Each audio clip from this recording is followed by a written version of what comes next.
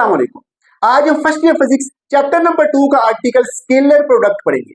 अब ये क्या होता है, देखिए अगर हमारे पास दो वेक्टर हैं, हम उनका प्रोडक्ट लें और आंसर हमारे पास एक स्केलर क्वांटिटी आए, it is called scalar product.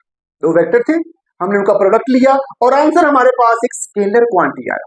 अब देखिए आप भी सोच रहे होंगे सर ऐसे कैसे हो सकता है, दो वेक्टर थे, दोनों की डायरेक्शन थी, जब हमने उसका प्रोडक्ट लिया तो एक स्केलर बन गया। स्केलर की तो डायरेक्शन नहीं होती, तो फिर वो पहले वाली डायरेक्शन कहां गई। देखिए आपने एक बात ज़हन में रखनी है कि जब हमने स्केलर प्रोडक्ट दो वेक्टर का लेना है तो हमने वो वेक्टर के कंपोनेंट लेने हैं जो आपस में पैरेलल हो। अब देखिए पैरेलल मतलब दोनों की सेम डायरेक्शन। जब दोनों की सेम डायरेक्शन है तो फिर हमें डायरेक्शन को एक्सप्लेन करने की जरूरत नहीं पड़नी, क्योंकि दोनों सेम है। तो इसलिए जो हमारे पास आंसर आएगा, जो रिजल्ट आएगा, वो एक स्केलर क्वांटिटी होगा। अब हम देखते हैं इसकी डेफिनेशन क्या है और कैसे बुक ने इसको एक्सप्लेन किया हुआ है। फर्स्ट ऑफ ऑल हम देखते हैं इसकी डेफिनेशन।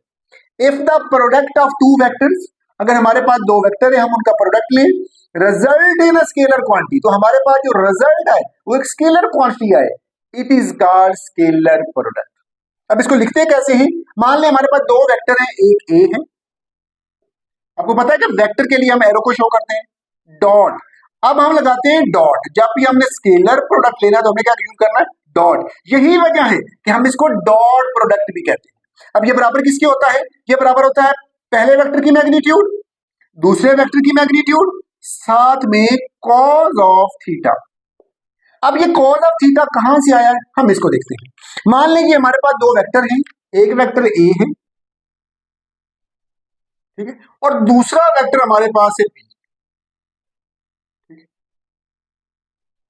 अब हमने क्या करना है, जैसा कि अभी मैंने आपको बताया था कि स्केलर प्रोडक्ट में हमने दो वेक्टर के कंपोनेंट वो लेने हैं जो आपस में पैरेलल हो। अब देखिए ये वेक्टर और ये वेक्टर दोनों तो आपस में पैरेलल नहीं है।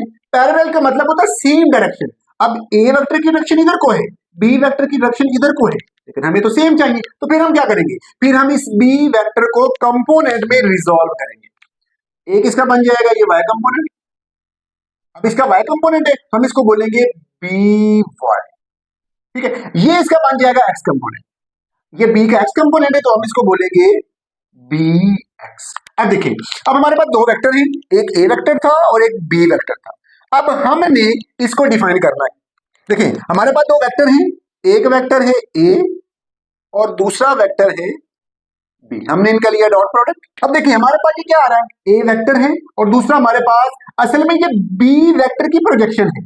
अगर देखा जाए ये बी एक्स क्या है, ये बी वेक्टर की प्रोजेक्शन है। तो फिर हम यहां पर क्या लिखेंगे, ए का मैग्नीट्यूड लिखेंगे और साथ में बी एक्स है, तो बी एक्स असल में क्या है, बी वेक्टर की प्रोजेक्शन है, projection of B vector on A. या हम इसको ऐसे भी लिख सकते हैं, ये जो बी एक्स है ये असल में बी वेक्टर का कंपोनेंट है, कहां पर, ए वेक्टर की डायरेक्शन में। तो हम इसको ऐसे भी लिख सकते हैं, ए वेक्टर तो हमने सेम लिखा उसकी मैग्नीट्यूड, और दूसरा हमारे पास क्या है, component of B vector in direction A vector. तो दोनों बात सीखे, projection of B on A वही बात है, या हम ये लिख लें component of B vector in direction है ए, वही बात है। अब देखिए अब हमारे पास ए मैग्नीट्यूड वैसी वैसी, अब component be in direction A vector हमारे पास क्या है, बी एक्स है, तो यहां पर हमने क्या लिख दिया, बी एक्स। और हमें पता है कि हमारे पास जो बी एक्स है वो बराबर किसके होता है, वो होता है बी कॉज ऑफ थीटा। अब ये ए डॉट बी था, तो अब ये हमारे पास क्या आ चुका है, A B cos of theta आ चुका है, जो कि ऊपर हमने डिफाइन किया था। अब आप सोच रहे होंगे कि सर इसकी कोई एग्जांपल भी है। जी हाँ, हमने वर्क डन पढ़ा था। वर्क डन का फार्मूला क्या था, फार्मूला था W is equal to F dot D. अब अगर यहां पर देखें तो डॉट आ रहा है, तो इसका मतलब क्या है, डॉट आ रहा है तो it is a scalar product.